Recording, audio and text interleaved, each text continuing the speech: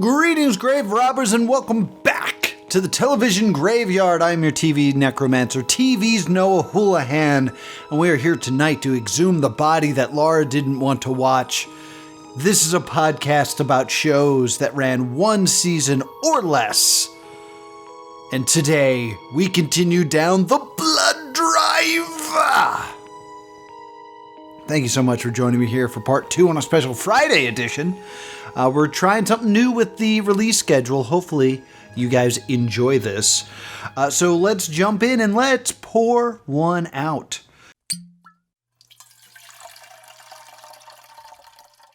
What do you got there, Noah? Well, Noah, I have some splooge.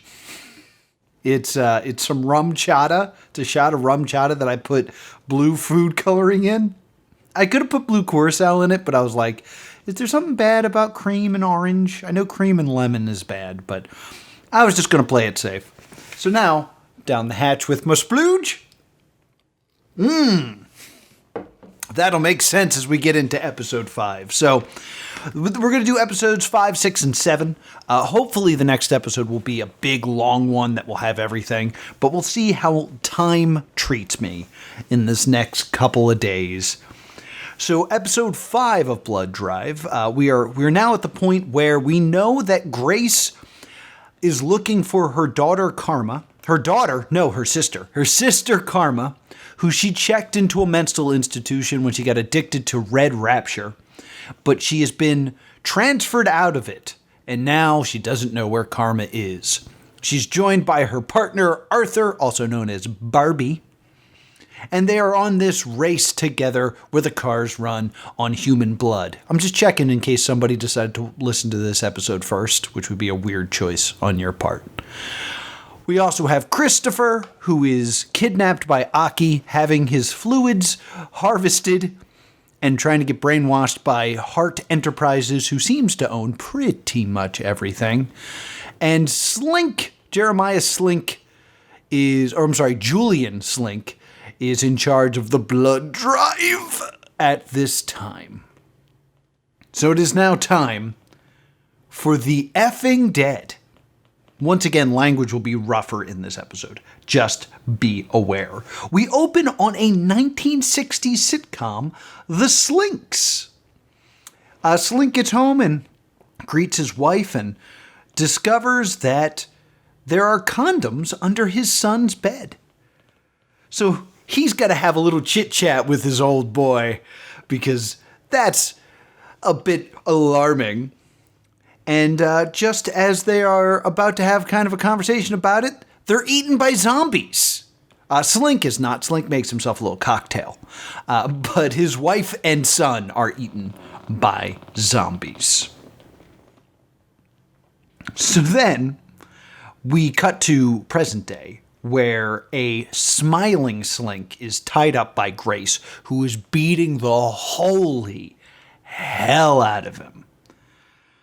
So basically, we know that Slink had something to do with the hospital where Karma was. So we're trying to beat an answer out of him, but he's a bit of a sadist. We learned that from the drill episode previously. So yeah, it's not going very, very well at this point. They're just kind of wasting their energy as they beat up this man. Slink says he wears many hats while he is currently wearing a hat, and it's a bit of a joke. So as they're beating up Slink, the Mayhem Party is getting a bit restless that Slink has not appeared yet. They're so used to the god of the stage entertaining them, and he is currently indisposed, so they're getting a bit restless. And we see up on, like, not so much a balcony, but like a scaffold that's there, these two wholesome-looking individuals. There's a brother and sister, we will learn, and they're kind of dressed, I wouldn't say quite 1950s, but, you know, an invoking 1950s. A 90s parody of the 1950s. They're 1950s bounding. They are looking for Slink. So at this time, they're actually unknowingly protecting Slink from this brother-sister duo. We check in on Christopher. Aki is no longer in her black dominatrix gear and is in more of a wholesome white gear that is still very revealing. In this moment, Aki acts a little bit differently than we've been used to the point where I thought this might be a different Aki bot, but I don't think that is the case based on what happens here. And she explains that the harvesting process is over and Christopher is ready to go to work for Hart Enterprises and has been upgraded. They've removed the bandage that has been on Christopher's eye the whole time to find a robot eye. Now he's more robot. Ooh. Christopher screams, and Aki just screams along in like a playful way, which was used in the trailer a lot. He's screaming out of terror, and she's screaming like she's at a concert.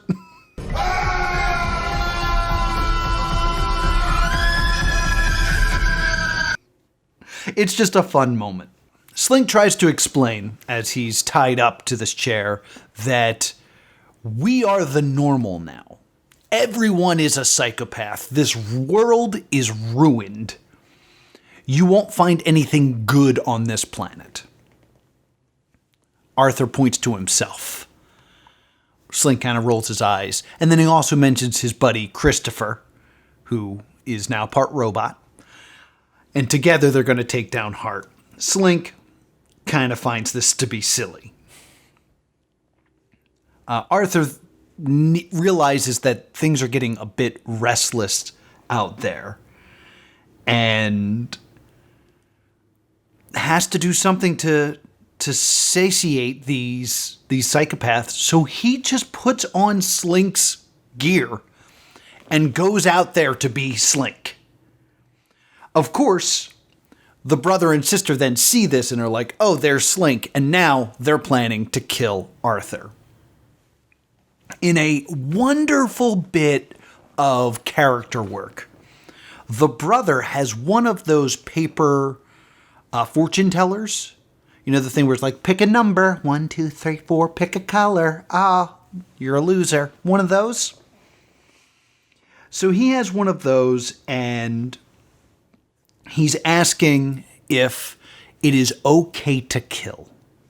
And the answer the fortune teller gets is, if it's for love.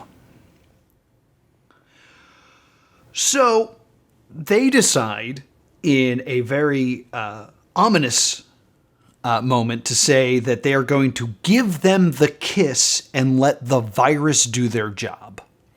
With this, the brother-sister duo start making out with random psychopaths. And when they do, there's a blue glow that seems to radiate off of them. Suspicious.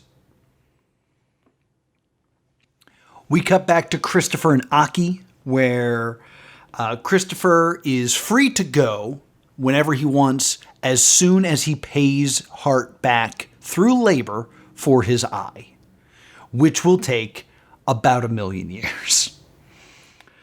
So that sucks for poor Christopher, who is like a janitor for now for Hart. All this just to make him a janitor.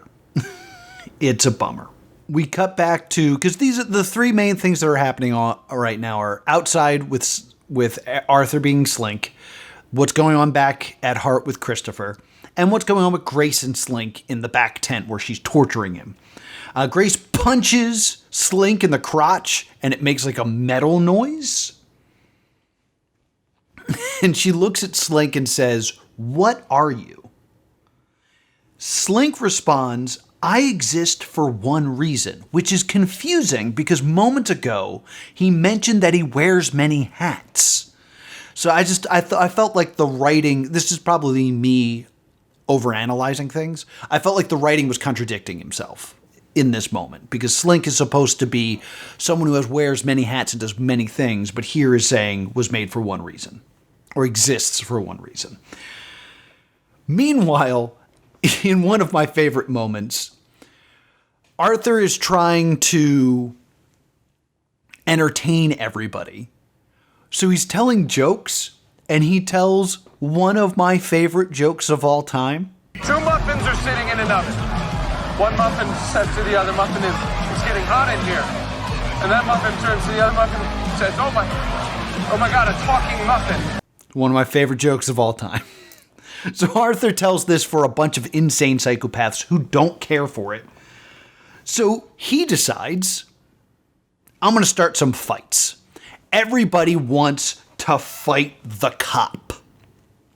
So he's just having these brawls with anyone that like comes up to him. And as this is happening, people are kissing and getting this weird blue goo.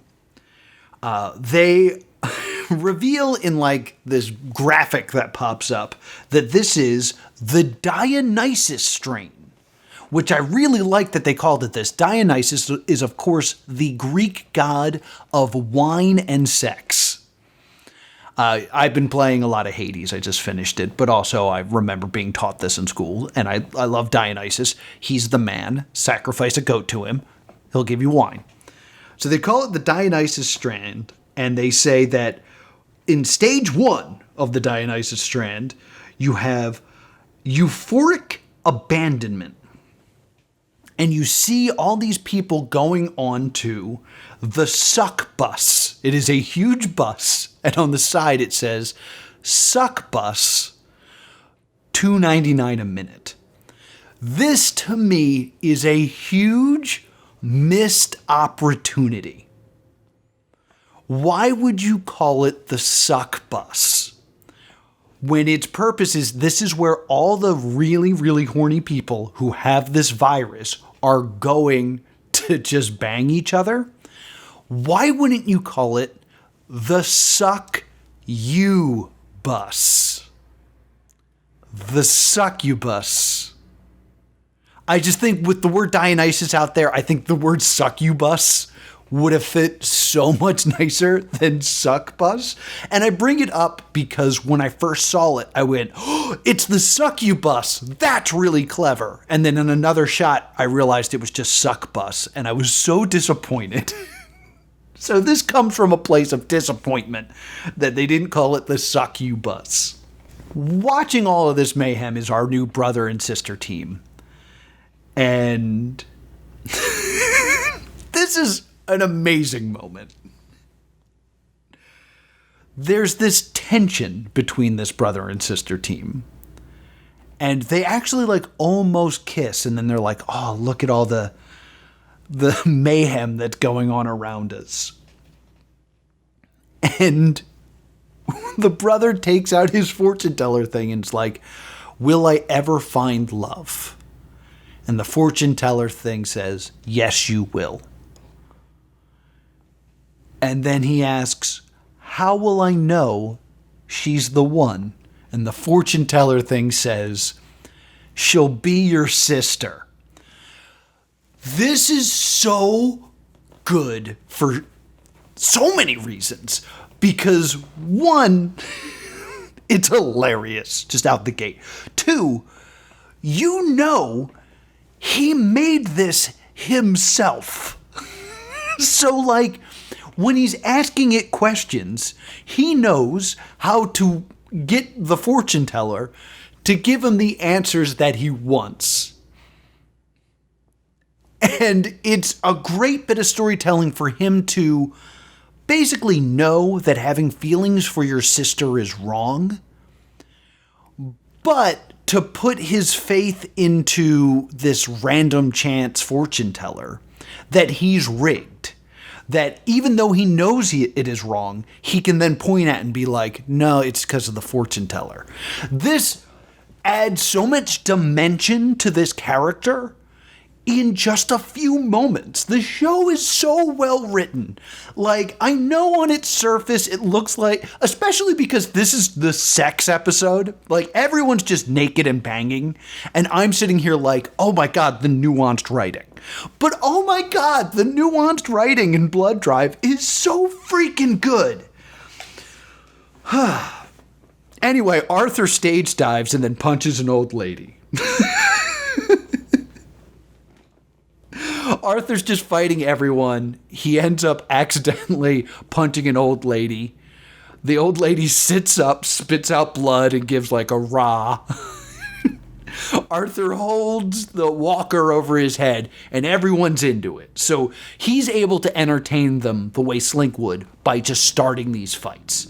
And he's the man. He's a great fighter. No one can take him down. Now, meanwhile, back into this room, just real briefly, this argument is continuing between Grace and Slink. Slink has gotten the cuffs off. But Grace doesn't know, and he's just sitting there taking this, even though he can now just move around freely. But he's not doing anything. He's just sitting there taking these huge jabs from Grace. We then see Chris at his new job. I know I said he was a janitor. I got confused. He's in the mailroom. So he's got to work his way. They kidnapped him. They tortured him. They took all of his fluids, but he still has to work his way up the corporate ladder. He is in the mailroom. So he's going to work so that he can work off this eye. And of course, he is still trying to get more information. Just remember that as we move forward. The fighting's continuing. Grace is continuing to yell. Slink is still taking the abuse. And then all of a sudden, Slink stops and says, "Wait a minute. I don't hear the crowd anymore." He looks out and the crowd is gone. Arthur's still fighting people. But suddenly nobody wants to fight him anymore. Everybody is on the suck bus. We are now entering stage 2 of the Dionysus strain. The Blooge. The nuanced writing, though, of Blood Drive is amazing. But like I was saying, stage 2 is the Blooge, which is everybody's coming blue. It's a Smurf orgy. I think those are their words, not mine. I'm not clever. Slink is able to figure out what's going on here. And is like, oh my God, this is the Dionysus strain. I need you and Arthur, to get the antidote, because we were close to having the antidote created in a lab down the road from here. I need you guys to go, and I promise you, if you do this, I'll help you find Karma. Scouts are an honor. And when he says Scouts honor, it's the first time he moves his hand to show that he hasn't been handcuffed this whole time. So that's a great way, again, nuanced, of just being of showing Grace, I'm being honest with you right now.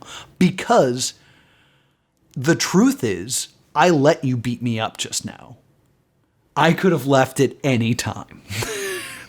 But I didn't attack you. I let you get your aggression out. But right now I need this favor.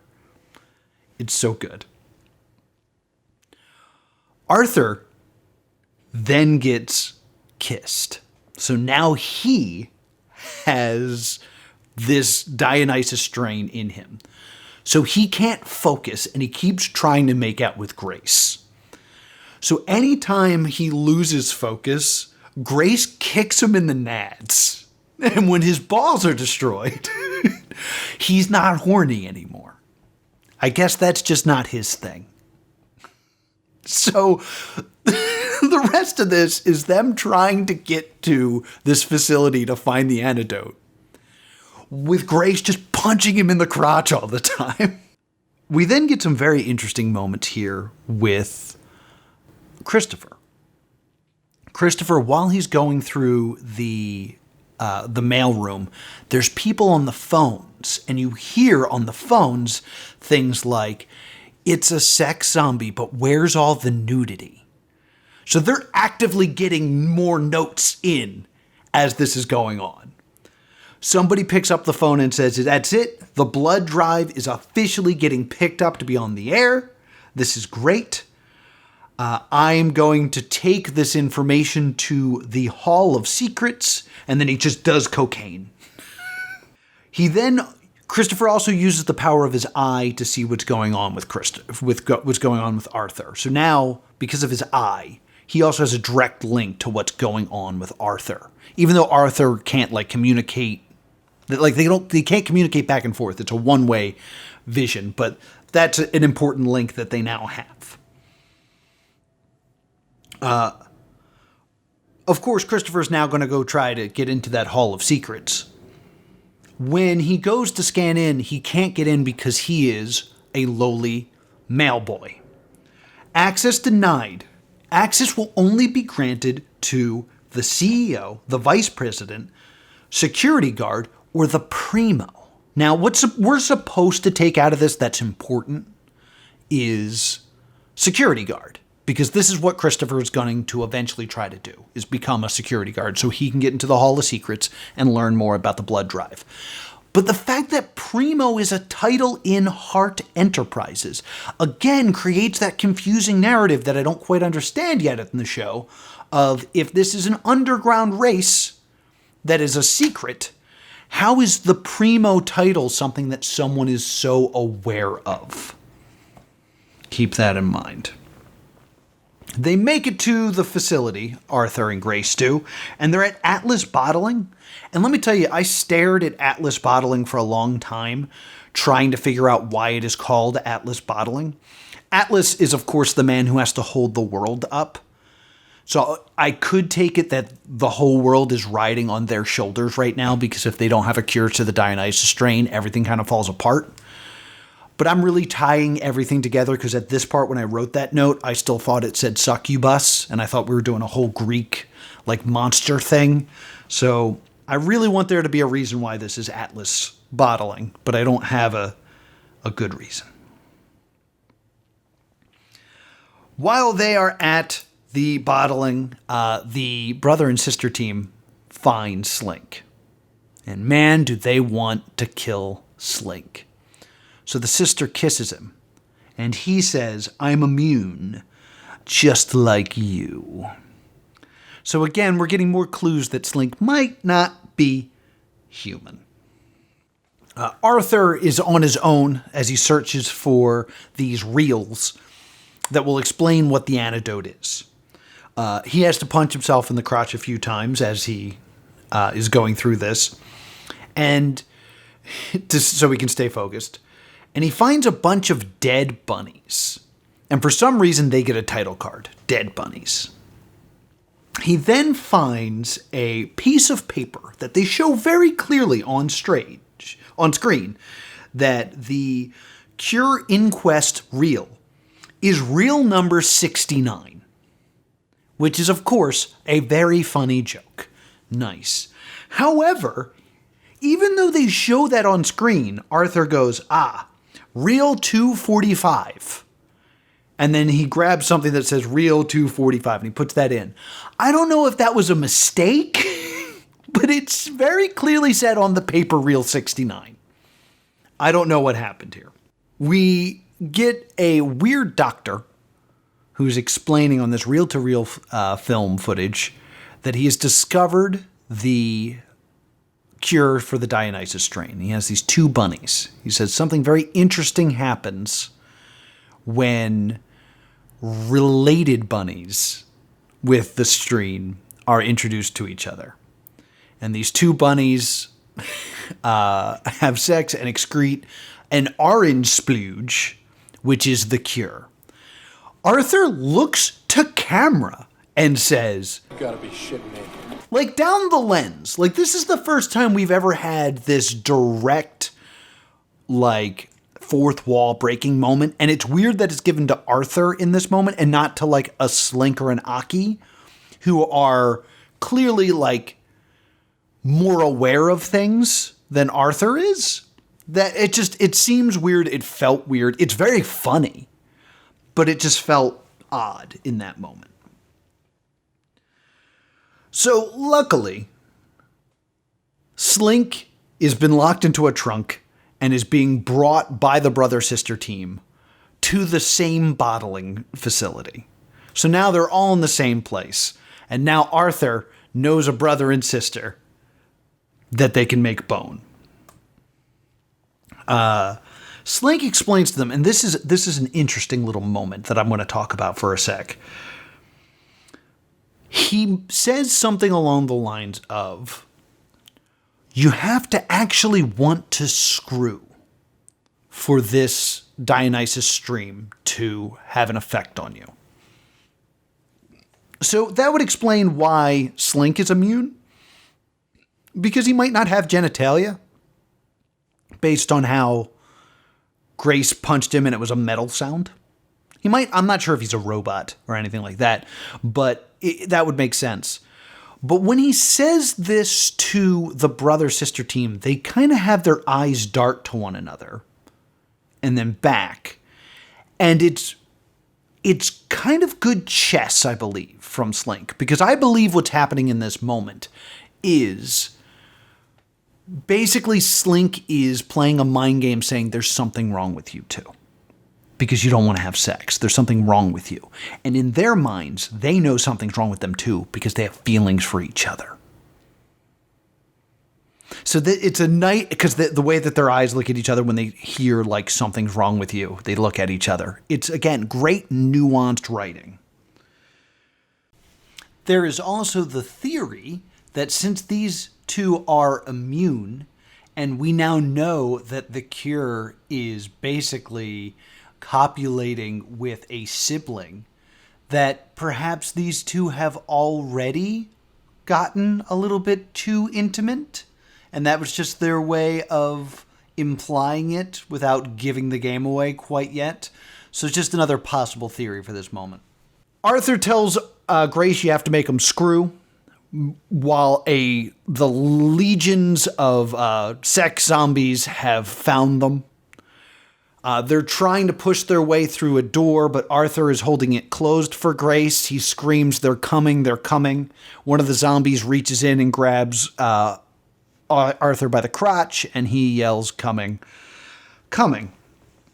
We are now in stage 3 of the Dionysus strain.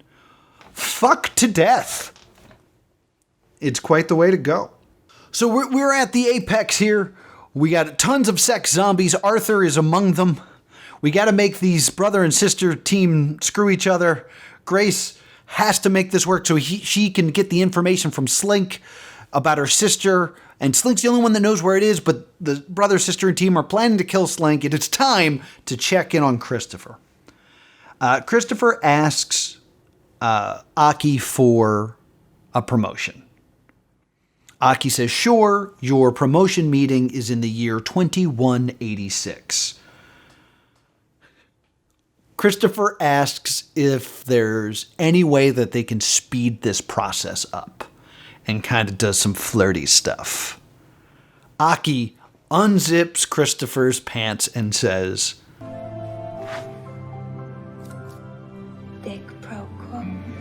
The nuanced, subtle writing of Blood Drive. It's incredible.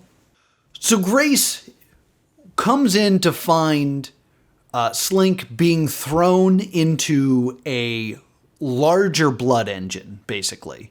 He's got his feet up against the sides, stopping any damage from being done, but there's only so much he can do. So Grace, basically teases the sister character and is like, don't you want to just give in? Isn't it hard to always fight your urges? And she's very, very close to her mouth, and it's very steamy, and the brother and sister just can't take it anymore, and they make out. And as they're making out, Slink is able to get away. Orange goo comes everywhere, and they're thrown into said blood engine, thus spraying orange goo everywhere and curing all the zombies that are running in at that moment. Whew.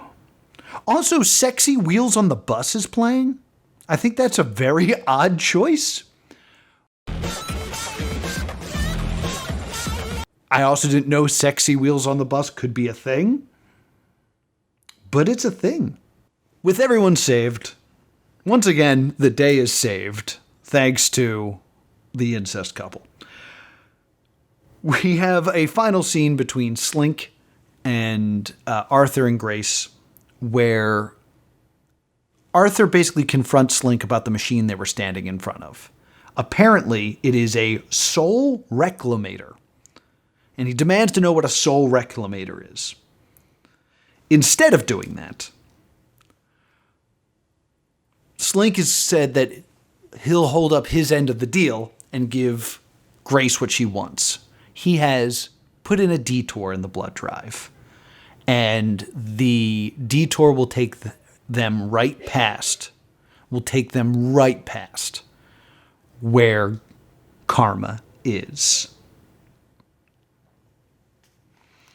So that is our setup for the next episode. We're going on a detour where the blood drive has never gone before. And, with luck, Grace will find her sister. But just then, the man in white opens a blood gate. And Slink looks at it and looks back and says, You do exactly what they ask, and they still have more goddamn notes. And with that, he enters the blood gate, and the episode ends. And that is episode 5. So that brings us to episode 6, Booby Traps. Again, that wonderful, subtle writing of Blood Drive. We start with basically a recap out of Grace and Arthur to the point where they actually say, solid exposition. So they're just kind of like recapping all the stuff that had gone down. I guess they were worried that they were getting new viewers, and they wanted to make sure everybody was on board with what was happening. And then a very interesting thing happens. Slink announced that for the first time they will be going through the Savage Land. This is, of course, to help Grace. However, the Savage Land is very bright. Like, there's a lot of, like, bright sand and bright colors. And also the heavy metal music is gone. And it's more kind of like poppy. The moment that Slink is called away and is no longer there to lead the race and is brought into this meeting about notes, the show looks like a different show. And I think that is beautifully done. Instead of our usual route, we get Bad Reputation by Joan Jett, which I guess is still kind of like a good rock song, but like it's definitely a little bit lighter than it's been. Lighter, because it's brighter now. That was good. We have them driving furiously through the desert of the Savage Lands, and there's been an announcement made.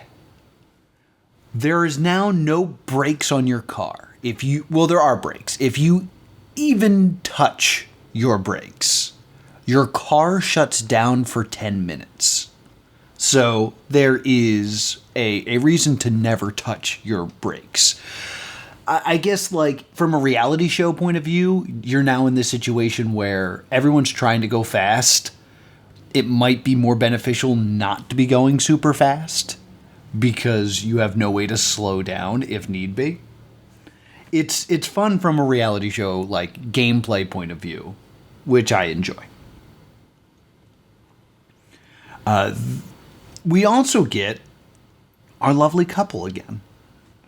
Cliff and Dami are back, and now they're talking about how they've lost that spark because they've started to kill alone. It's basically this idea of killing is kind of like sex. It is like the analogy for sex in this, and they no longer have that connection because they're not doing it anymore. They're no longer killing people together. It's fun. I like it. We cut back to Christopher and Aki. They have the sex together. Sex has happened. And now he's a security guard. And I want to bring this up because it's a very interesting detail. Now that Chris is a security guard, he has a new jacket that kind of like delineates him as a security guard instead of just a mailroom guy. The jacket looks like Roman Reigns' jacket. So this would imply that it is the same type of jacket that Ribbone was wearing. So this implies that at some point, Ribbone was actually a security guard at Hart Enterprises. Little details like that I appreciate. I think that's interesting to think about. Now that he's a security guard, though, Christopher knows he can get into the Hall of Secrets, which is his main goal, because he still wants to take down Hart Industries. That's still his goal, to meet back up with his buddy Arthur, and they will take down the belly of the beast. So he tells Aki that he's going to be home late. Aki gets very upset by this and says this is unacceptable. Christopher says that you need to understand. And then we see through Aki's eyes, and she's choosing between kill, maim, castrate, and yes, dear. She goes with yes, dear, but she's clearly very upset by this development. Back on the race, our racers are being attacked by a barbarian horde.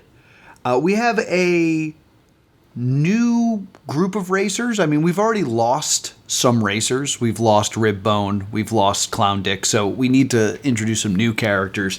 And there's like a robot man. He's like a silver painted man. When I say robot man, I mean like the one that, like a living statue that you give $1 to and then he does a thing. And he looks like that. And he's sitting there going, meep, meep, meep, meep, meep, meep, meep, meep, meep, because he's a robot, I guess. Don't worry about him, though, because he's going to explode in a moment. But the explosion splatters blood all over Grace's windshield, so she can't see. But Arthur kind of can. So he's looking out the window, and he's barking directions at Grace as they slalom through the desert. And then he sees a truck crashed in the middle of the road. And Grace can't see it. And Arthur's like, we got to slow down. So she takes her foot off the gas. And Arthur's like, more. We have to slow down like a lot. And she's like, just guide me around it. It's like, there's nowhere to go. So Arthur takes his foot and stomps on the brake, shutting down the car for 10 minutes. They roll down the window, and Grace says, we just got wildy coyoted. And pushes on the truck, and it is a cardboard facade of a crashed truck. And Arthur goes, meep, meep. Which is weird. Like, I get the reference. Don't think that I don't get the reference. But you had the robot guy making noise, and he was also saying meep, meep. So I don't know if there's supposed to be some sort of through line with this Roadrunner thing. But I feel like you could have just had the robot guy saying bloop, bloop, and it would have made this more impactful. Just a little bit of a nitpick from me. I'm going to go investigate a noise. So we believe that Grace and Arthur are being kidnapped by these barbarians. And this is where we cut back to Christopher, who is able to get into the Hall of Secrets, but can't get much further beyond the Hall of Secrets. And the Hall of Secrets is like this weird cube room where there are doors in all directions. Doors on the floor, doors on the ceiling, and it's kind of like the cube from the Bye Bye Bye video, in that like you can take a step and then you're on the wall and now the wall is the floor. That type of thing. And as he's there, he runs into Slink, who is arriving for his meeting. And Christopher recognizes him from seeing stuff through his eye and tries to interrogate Slink, and Slink's like, I'm sorry, but if you'd like a signed photo, you'll have to send a self-addressed stamped envelope to 555-555-555. So this is implying a couple weird things. I want to bring up this particular moment. 555 is, of course, the fake phone number area code that TV shows and movies use so that you can say a phone number without giving out an actual phone number. There was like an issue a while ago with the film Bruce Almighty, where his beeper number was like God's beeper number was 7777777. Turns out that's an active phone number. You'd think it wouldn't be because it's a bunch of sevens. So in like later releases, like on DVD and when it airs on television, I believe it's like 555-7777 is the number that pops up on the beeper. Remember beepers? So the fact that Slink says this implies, again, an awareness that he knows that this is a television show. We're going to get more of that in a little bit later.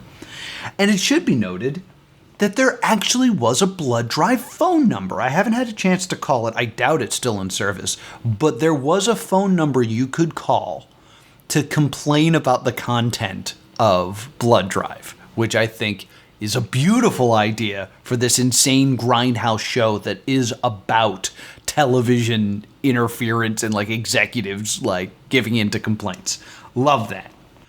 Christopher waits for someone else to enter and kind of stands there, like, go about your day, being a security guard. And then he makes sure he slips his hand in so he can pop in this door that he doesn't have access to. When he does, he doesn't find anything in there. It's like just walls. He's almost like trapped in a cell of sorts. And he's like, I don't get it. I don't understand.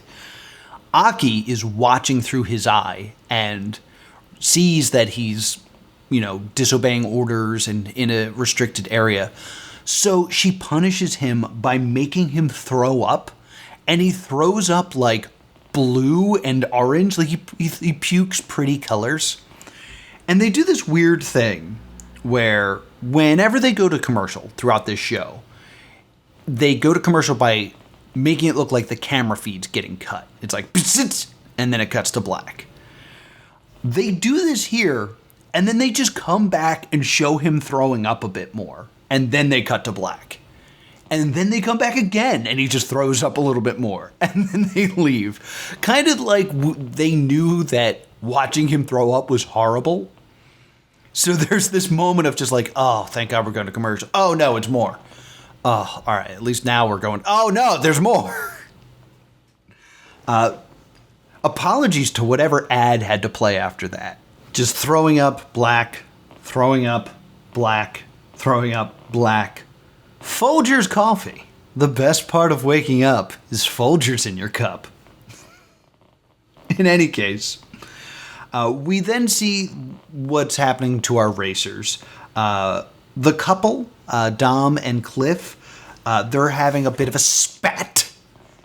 And they're talking about, killing with other people or not so much killing other people, but killing alone.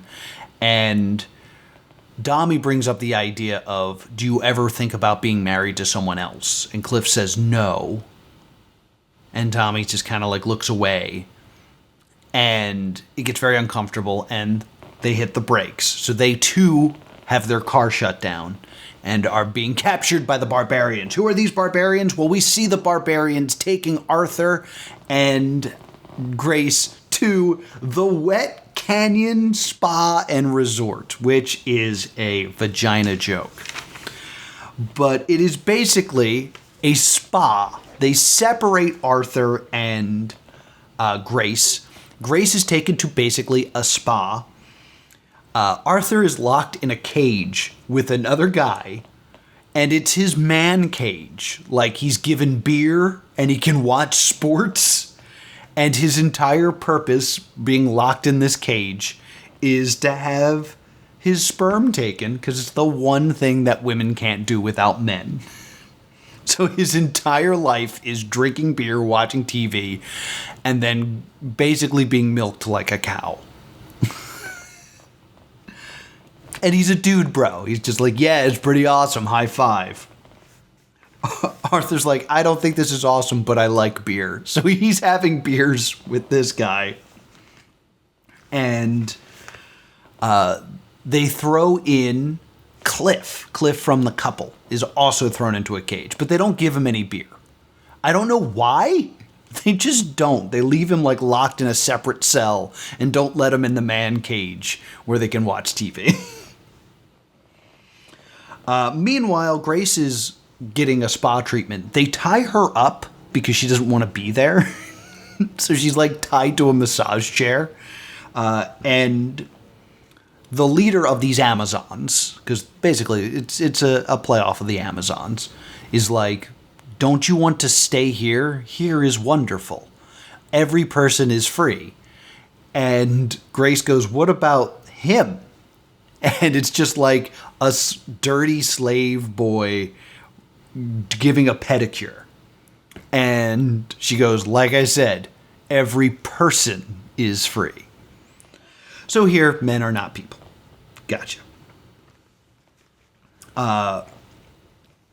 Grace tries to explain that she needs to leave. Like, it seems like a nice place, but she has to leave because she has to find her sister Karma. And when she says the name Karma, the eyes of the leader of the Amazons light up a bit. She goes, you knew Karma? It's like, that's my sister. Karma was here. So we now know that Karma was here at some point. So once again, we're in this situation where they were looking for Karma, they found a place where she was, but now she's gone. Oh no, just like the asylum. Then we have a very important scene. Slink is getting more notes. The notes include things like, the characters are uncool. They need to be wearing sunglasses, which may be why it's suddenly so bright.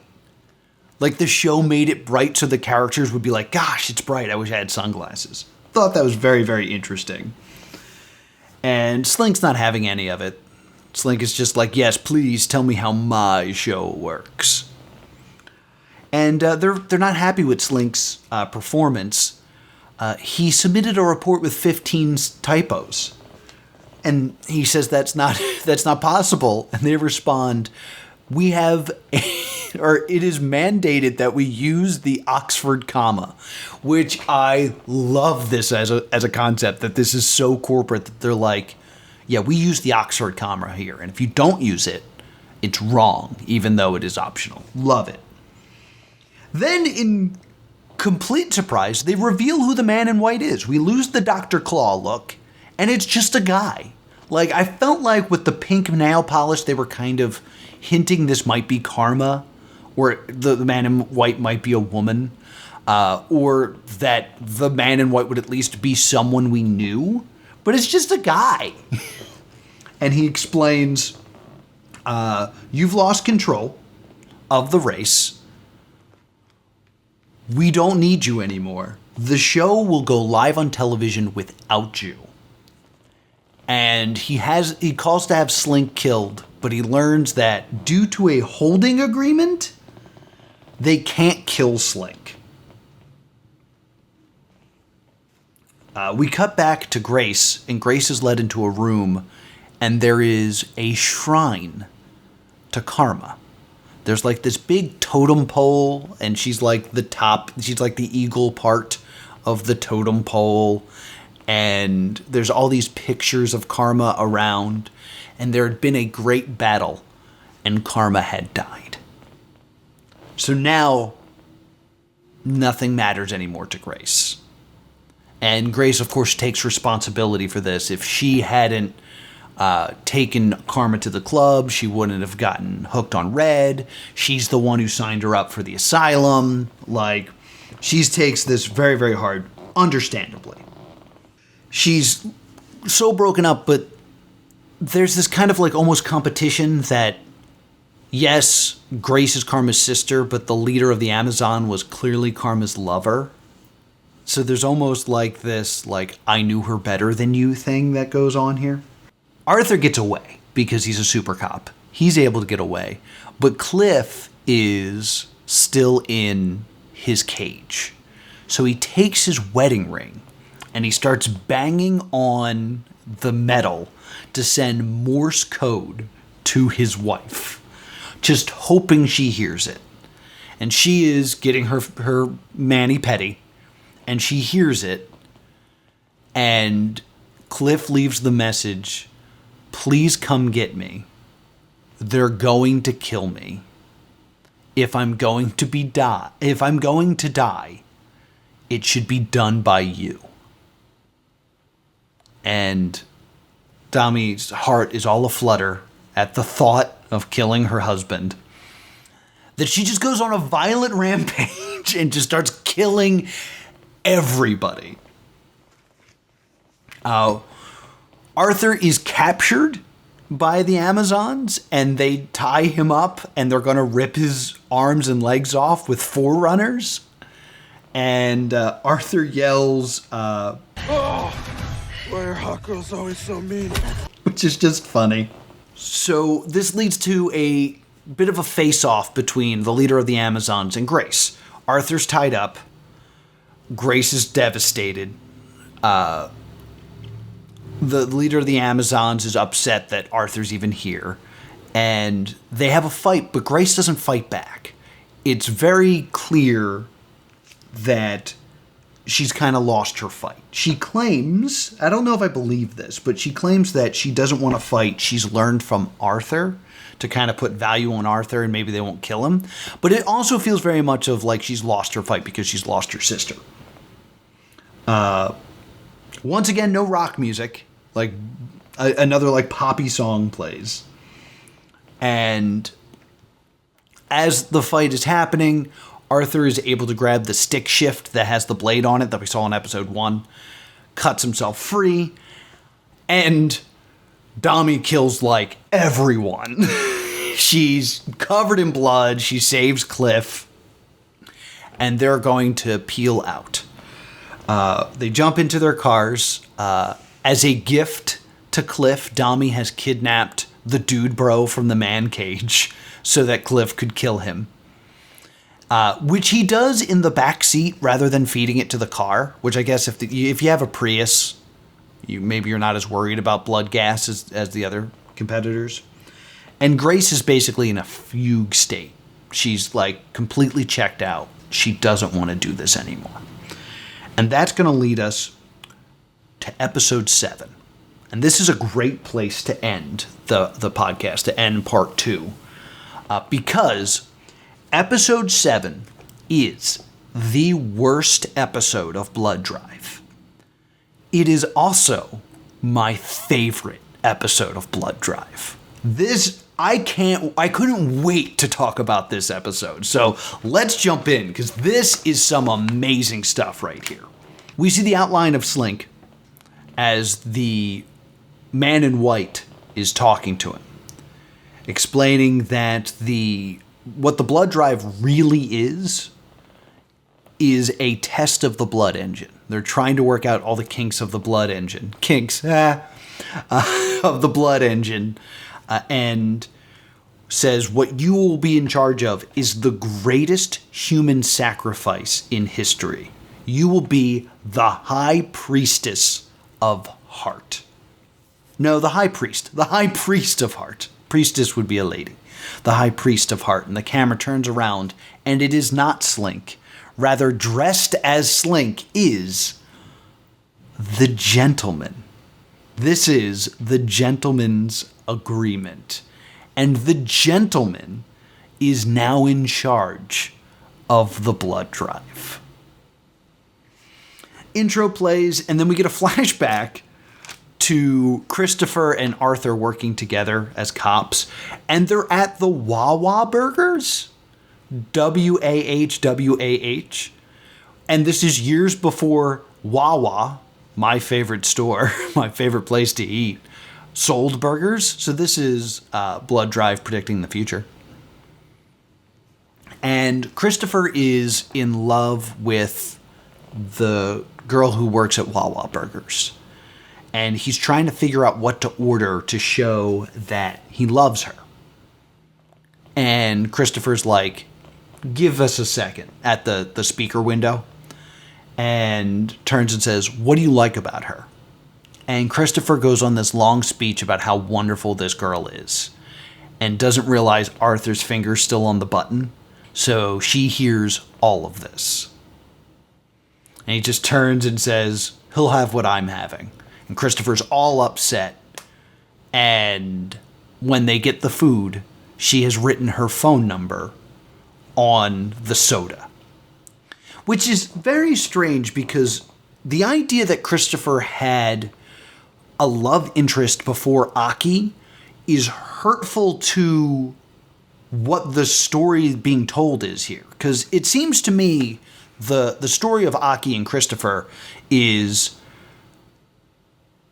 Aki was meant to brainwash Christopher into becoming a Hart employee. But always because Aki saw something in Christopher, which she shouldn't do because she's a robot. And Aki's doing all these horrible things to Christopher, yet Christopher does feel some sort of affection to Aki. So it's basically, this should be an impossible love story, and yet it is developing. To then introduce this new woman is a bit confusing. Perhaps it is trying to show that Christopher is a romantic. But I don't approve of this. Don't approve. We cut back to Grace, who is sad and drunk. She asks the tattooed man where Slink is, and he responds, Slink's not here. And then she looks over and sees someone who looks like Slink, and she goes 2 for lying and kicks him in the crotch twice. But goes over and finds the gentleman in charge. The gentleman is now in charge of the race. And is told that we should be heading to the finish line. The last 3 racers are approaching. And of course, if you come in last at the blood drive, your heads explode. The gentleman decides, you know what? They're all way too late. And he kills all 3 of them, which is against the rules. Grace brings this up, and the gentleman says, I can do whatever I want. And he goes to kill Grace and finds that you can't kill someone within the walls of the Mayhem Party. So once you cross that finish line, you're safe. This, of course, greatly upsets the gentleman. We cut to Arthur, who is cutting his arm and just trying to give some blood to the car, which is a great moment that it's surprising we haven't seen something like this before, where it's like, I don't have anyone to kill right now, but we got to keep going, so here's some of my blood. I think that's pretty awesome. Grace comes in, and Arthur explains, like, I don't think I can do this anymore. I want out, and I want to take down Hart, and I can't do that if I'm in this race.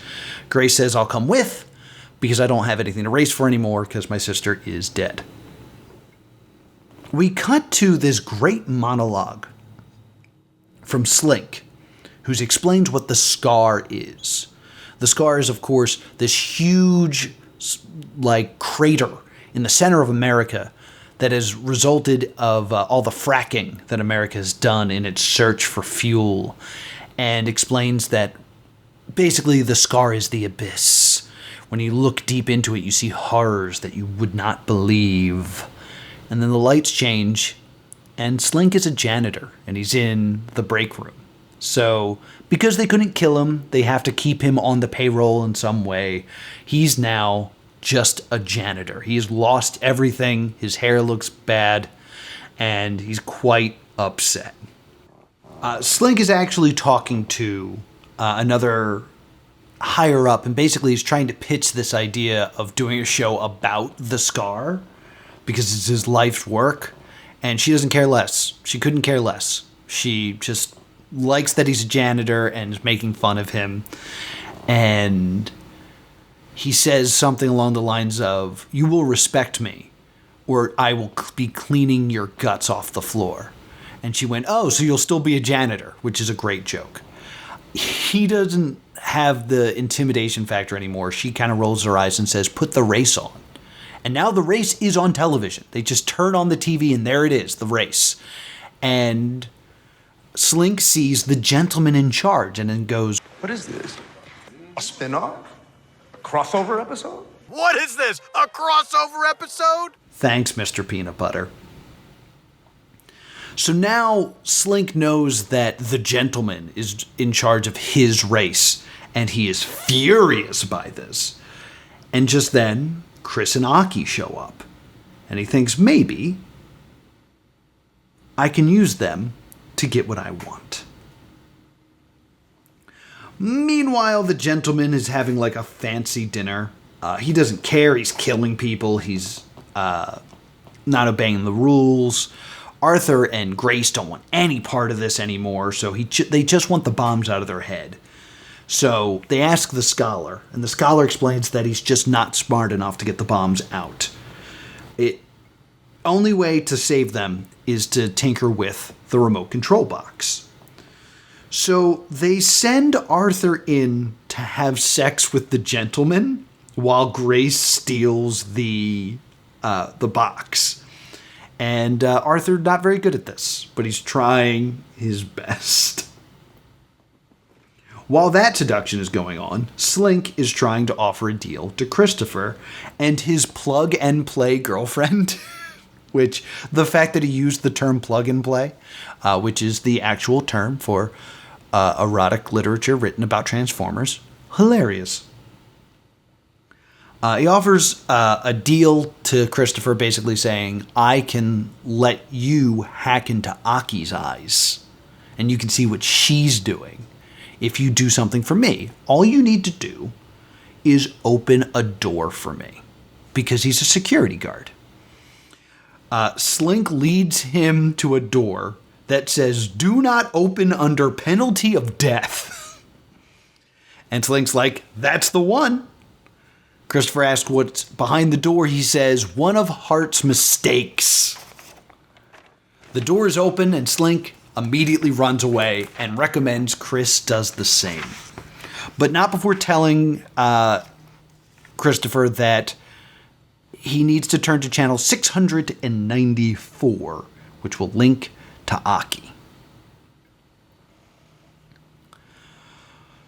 Grace is able to steal the bag that the remote control is in, opens it up, and finds that it is empty. The tattooed man saw all of this coming and just hands it over to the gentleman, and the gentleman electrocutes them both. While he may not be able to make their heads explode, he can still kill them. But then, just then, whatever was behind that door enters through a blood gate and is now wreaking havoc on the blood drive and the mayhem party. It is a huge ogre. And it's like, we've had nothing but practical effects this whole time. You know, blood spatter and all this fantastical practical effects. To now have a CGI ogre feels so out of place, and it's frustrating. So they have to come to a deal to deal with this ogre. So Grace and Arthur are told, if you get rid of that ogre, I will let you live. Meanwhile, the gentleman goes to the scholar and it's like, I need you to fix this so I can kill them whenever I want. And the scholar's not big on it.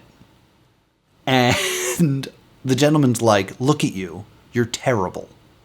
I'm the only one that will show you any compassion because I see something in your mind. So you will either do what I say or you can be alone.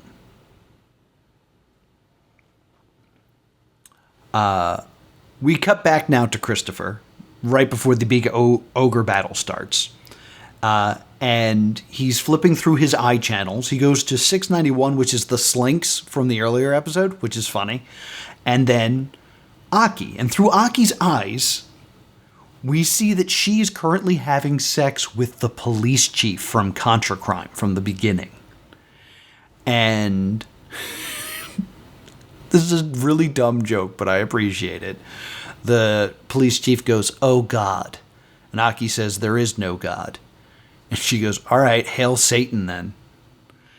And basically explains that she doesn't care about what's happening to Christopher. She knows about it. She enjoys the fact that he's in pain, doesn't want to bring down Hart, and just likes to use Aki as a sex toy, basically.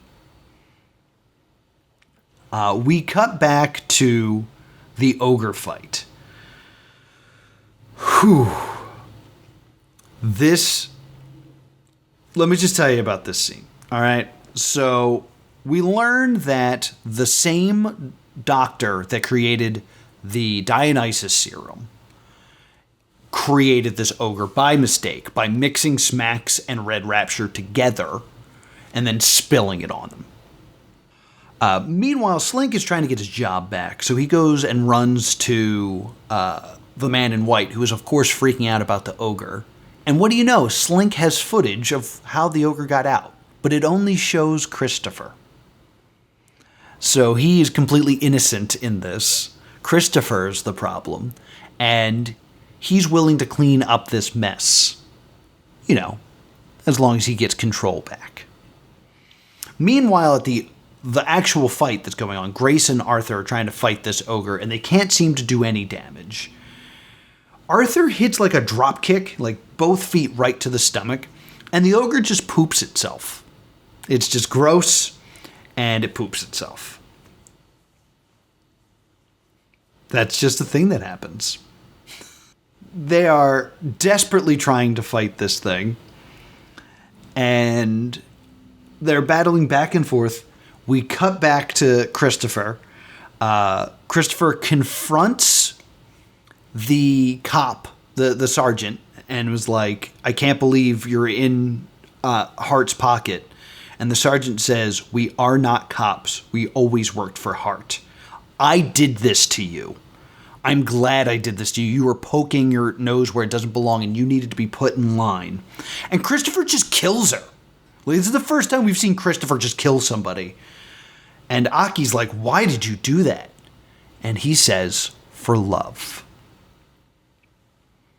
This emotional moment is then undercut by the scholar leaving the remote control for the gentleman to use, stealing a car, and just running into the ogre.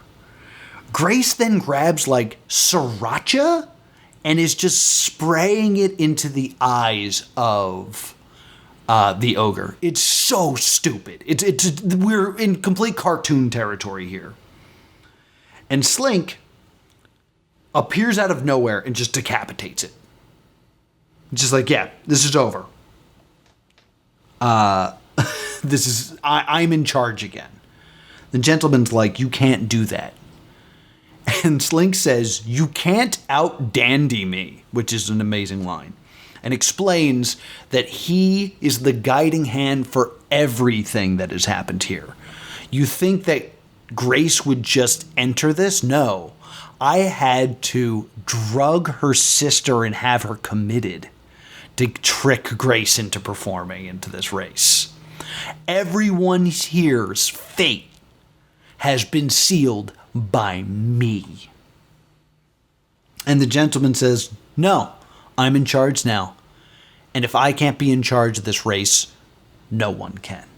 He grabs the walkie, I keep saying walkie-talkie, the remote control, sets it to kill all racers, hits the button, and only his head explodes.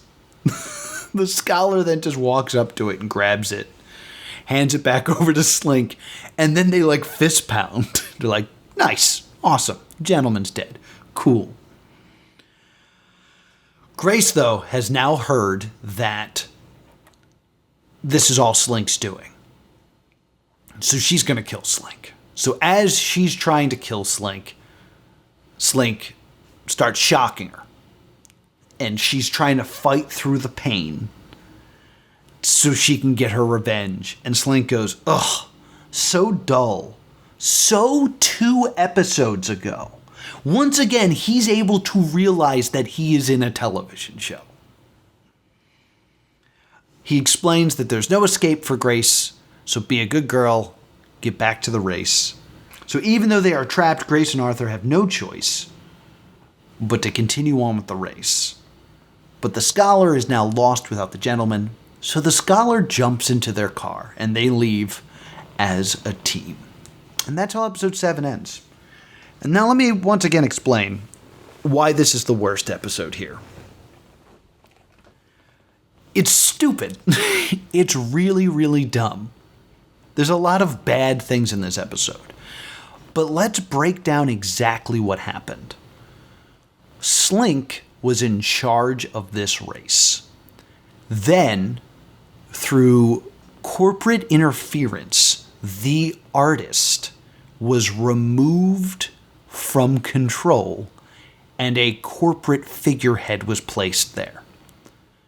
Immediately, the show goes to hell without its creator, to the point that instead of having this nuanced writing and clever takes on the form, they just have a literal shitty CGI ogre.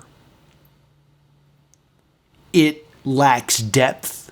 It makes no sense. It's just a rehash of other ideas because it was created using Red Rapture and Smacks. There's not an original thought behind it. It's all just reused ideas from previous episodes. This episode sucks on purpose.